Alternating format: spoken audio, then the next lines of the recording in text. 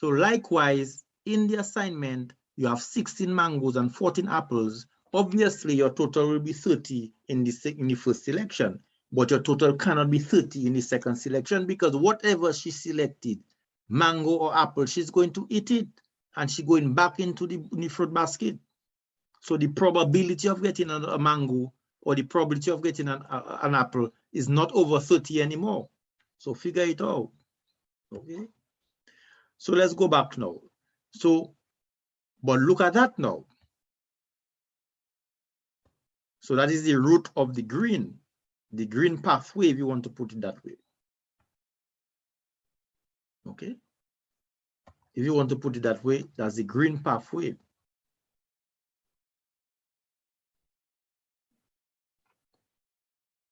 Okay.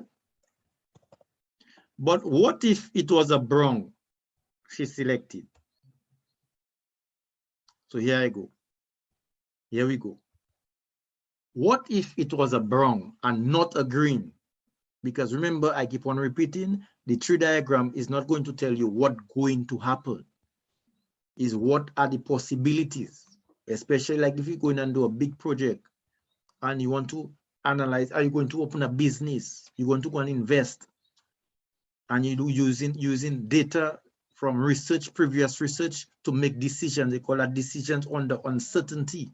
There's a course called quantitative methods for decision making. You want to make a decision, you want to make an investment, but you're not certain what's going to happen, you know. So using previous information, and here comes probabilities, and here comes the tree diagram. So you want a diagram to analyze all the possibilities so you can prepare for it and have contingency plans. What if that happened? You see the word if that happened, what we're going to do? If this happened, what we're going to do? Or no, so we're actually doing that, you know, technically. Exams. If we do that, what's going to happen? Will Auburn work properly? If we go so, what's going to happen? If all the students go on campus, what are the possibilities that can happen? Making decisions under uncertainty because you don't know the future. So this diagram is very important.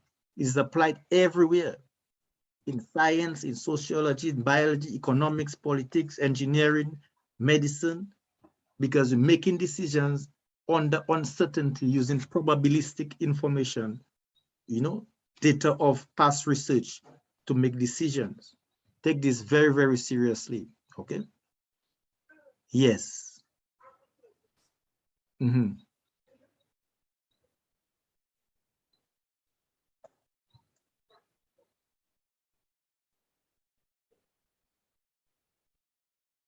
So is she talking about, yes, I'm recording, yes. So because I noticed that when you replaying the record, you're not hearing the question. So she's asking about the 5 over the 14. Yeah, the 5 over the 14, here it is. What about it?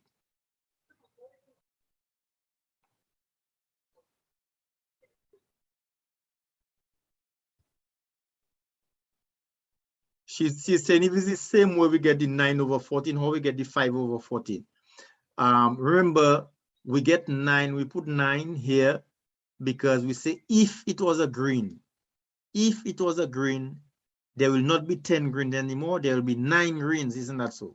If it was a green, remember I'm stressing that, if it was a green, there will not be 9 greens, there will not be 10, there will be 9, and the total will not be 15, it will be 14, you understand? Do you understand that? Right, but if it was, and if it was a green, there will still be 5 browns. Do you understand that? Right. I love to hear that. Oh, you know, when you see the light bulb and you get it.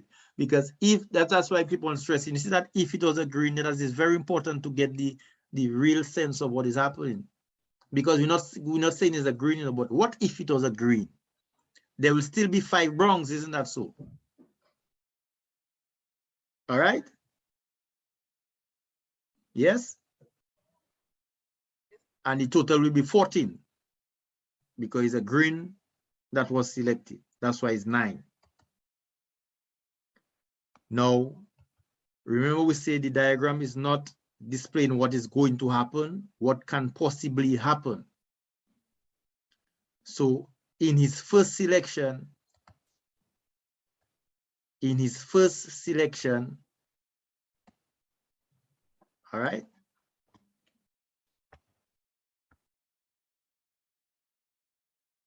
It don't necessarily have to be a green he selected. Hear my words. In his first selection, it doesn't mean it's a green he's going to get. What if it was a brown? Because the diagram is telling you all the possibilities. What if it was a brown? So here you're going to have if it was a brown. You see it? If it was a brown. If it was a brown. Okay. What if it was a brown?